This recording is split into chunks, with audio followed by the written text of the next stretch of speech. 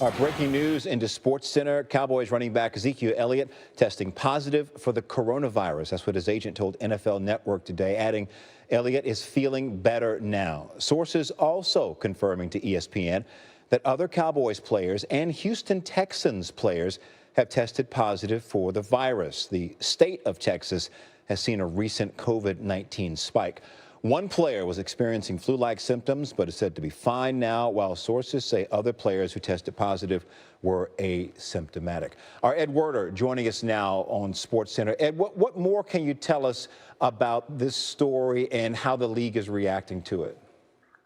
Well, I think as it's specific to the Cowboys, obviously, I'm not sure they have a more important player on their roster than Ezekiel Elliott.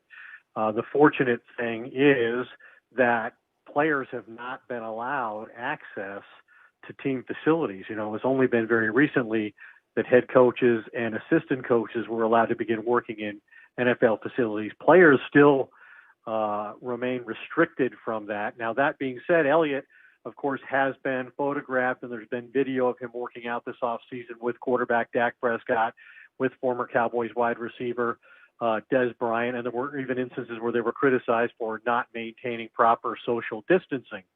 Whether any of that played a role in Elliott being diagnosed and testing positive is a complete unknown. But I think the bigger issue is the reaction around the league to this development occurring as it does 52 days before the Cowboys are supposed to open the NFL preseason with the Hall of Fame game against the Steelers. I've talked to two head coaches in the league, and both of them really seem to be reluctant to start the season on time. There seems to be motivation among NFL head coaches for the league to push back the start of the season. One coach telling me, how in the hell are you going to bring 90 guys to training camp in a month? You can have all the protocols you want, but eventually you have to play football. What if 10 guys get it? Do you quarantine the whole team? And then the other coach said, you know, what happens when 4 starting offensive linemen get it? What if it's the quarterback room, 4 of your 6 receivers, the defensive coaching staff? And just really questioning, ultimately, the wisdom of playing during a pandemic. That's a lot to digest. Keep on it, Ed. We appreciate it. Thank you for that information. I mean, you look at the sports that have come back, golf and NASCAR, but we're talking about large team sports, contact sports. I mean, it's just a whole nother level. Yeah. Like Ed just rolled out the possibilities there. Like easier to control the professional golfers tour, and no fans, and then the guys of their own. Yeah, it's a lot. It's a lot. Yeah. It's a lot. And there are a lot of reasons why these NBA players are talking about some of them not going in the bubble in Orlando, one of them being health concerns, but the other one being social activism concerns. And for more on that, here's First Take, Last Take. Racial strife can't be the reason you don't go to work. You go to work. If you're Kyrie Irving, who's making $31 million this year, there's a whole bunch of people that ain't going to make that kind of paper. You're also going to have a residual impact that's going to have dire consequences from a financial perspective. If you have the LeBron James, the Kyrie Irvings, and others playing their role in bringing attention to these issues, then you hand it off to people that know what to do with that attention to really provoke the kind of change that we're talking about here. You know what? No, maybe, in fact, Dwight Howard and Kyrie are right, because there seems to be a moment in time here that the players recognize, and many do, can be leveraged. In fact, that's how you bring about change. They are literally, some of them, willing to put their money where their mouths are. Now, they have a compelling argument, in fact. I would say I do think they should play, not because it may not undermine that moment of leverage in some way. It may.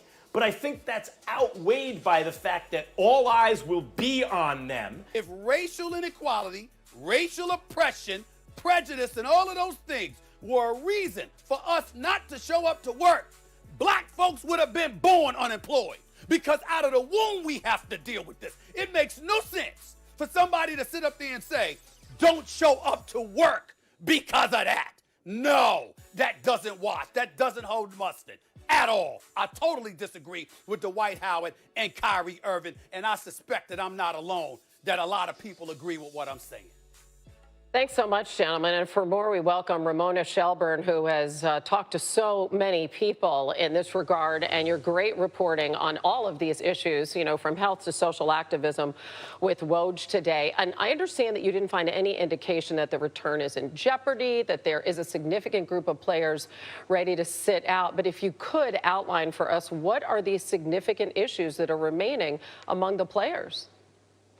Well, Hannah, I think the biggest issue is that players want to make sure that the NBA's return is enhancing the movement, the Black Lives Matter movement, and all the protests that we see around the country, and not distracting from it. That was the exact phrase Michelle Roberts, who's the executive director of the Players Association, used with me. We want to enhance, not distract from it. And what are the ways that we can do that? And I think the discussions that are being had right now, and you know, I know there was a call on Friday with about 100 people on 100 players, some of them WNBA players also, by the way.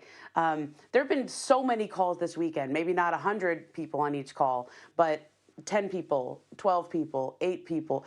And a lot of those conversations are centering on what are specific things that we can ask for? What are specific actions that we can take when the NBA movement and not distract from it?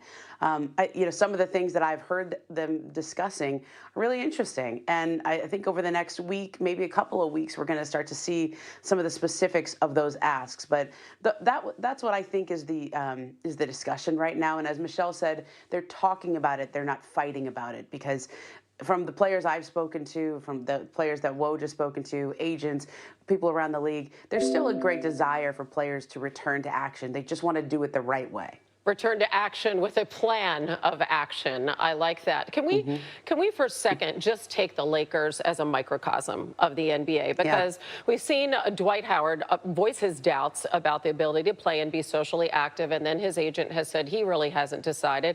We know that Avery Bradley has played a key role also in those talks on the side of Kyrie Irving. And then we have LeBron James. And, you know, it's interesting because there are some people who are saying, well, LeBron James needs to make a statement here and unequivocally say that, you know, he is behind going to Orlando.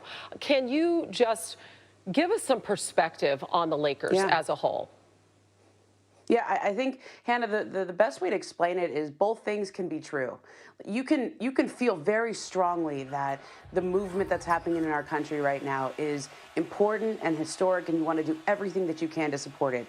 And you can also feel very strongly that you want to play basketball and you try to win a championship. And I think that's the best way to encapsulate all of these players' feelings. And all of us in this country, right, are grappling with a lot of the same issues. Is how do we make a difference? How do we do something that's not just talking about it but acting on it? And you know, I think LeBron James, he said at the beginning of the season, it's something I'll never forget. It was such a good line. And he said, you know, my mom has always told me, don't talk about it, be about it. And you know, his position is really, he's getting ready for the season to resume. The Lakers are obviously one of the championship contenders. But at the same time, last week, he announced an initiative called More Than a Vote, which is to promote voter rights and to discourage voter suppression as we head into the election this fall.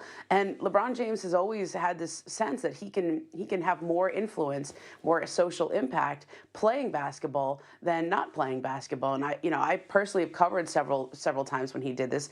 2012, when the Miami Heat wore hoodies after the death and killing of Trayvon Martin.